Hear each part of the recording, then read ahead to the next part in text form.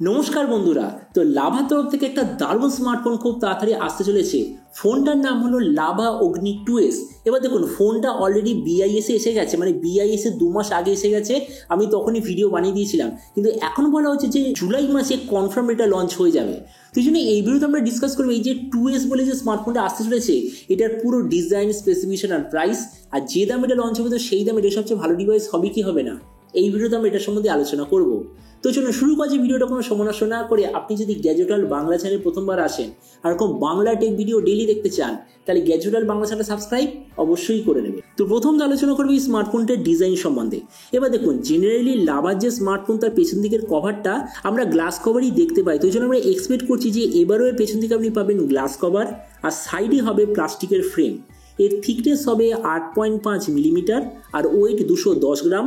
আর ফোনটা 2 থেকে 3টে কালারে আপনি দেখতে পাবেন। ডিসপ্লের দিক থেকে এতে আছে 6.67 inch full HD plus 120 hertz curve AMOLED display, তার সঙ্গে 240 হার্জের টাচ স্যাম্পলিং রেট, 950 নিটসের brightness, 20:9 aspect ratio, 93% screen to body ratio. আর ডিসপ্লের যে প্রোটেকশন সেটা হলো গোরিলা গ্লাসের ডিসপ্লে প্রোটেকশন। তার মানে সোজা কথা বলতে গেলে যে প্রাইস পয়েন্টটা আসছে সেই হিসেবে ডিসপ্লেটা সত্যিই খুব ভালো। প্রসেসরের দিক থেকে এতে আপনি পাবেন ডাইমেনসিটি 7050 অথবা যে নতুন বেরিয়েছে ডাইমেনসিটি 7300 ওই 5G প্রসেসরটা। ক্যামেরার দিক থেকে এতে আপনি পাবেন 50, 8 আর 2 মেগাপিক্সেলের ট্রিপল রিয়ার ক্যামেরা, সঙ্গে 16 মেগাপিক্সেলের সেলফি। আর আপনাকে আরেকটা জিনিস বলে রাখি, এর যে 50 মেগাপিক্সেলের রিয়ার সেন্সার ওটা আসলে 1 মাইক্রন পিক্সেলওয়ালা সেন্সার। এই যে ফোনটা টোটাল দুটো ভেরিয়েন্টে লঞ্চ হবে, একটা হলো 8/128GB, দ্বিতীয়টা 8/256GB। র্যামের কোয়ালিটিটা LPDDR5, মেমোরিতে আছে UFS 3.1, যেটার সঙ্গে কোনো ধরনের ডেডিকেটেড এসডি কার্ড স্লট নেই। ব্যাটারির দিক থেকে 5000 mAh ব্যাটারি, সঙ্গে 33 ওয়াটের চার্জার, আর কানেক্টিভিটি হলো USB Type-C।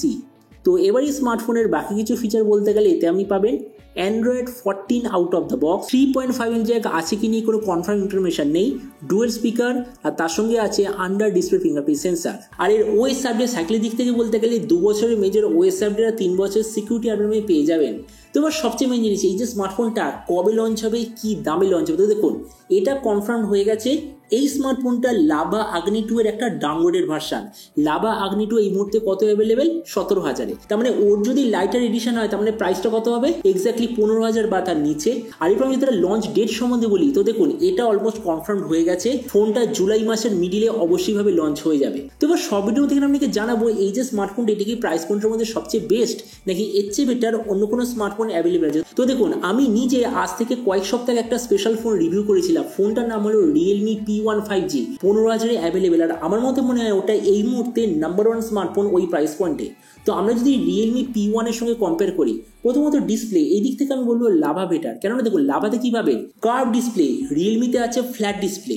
তার মানে ডিসপ্লের দিক থেকে লাভা বেটার। প্রসেসর, এবার এইদিকে আপনার মনে হতে পারে যে ডাইমেনসিটি 7300 মানে লাভাতে খুব ভালো প্রসেসর, এরকম একদম নয়।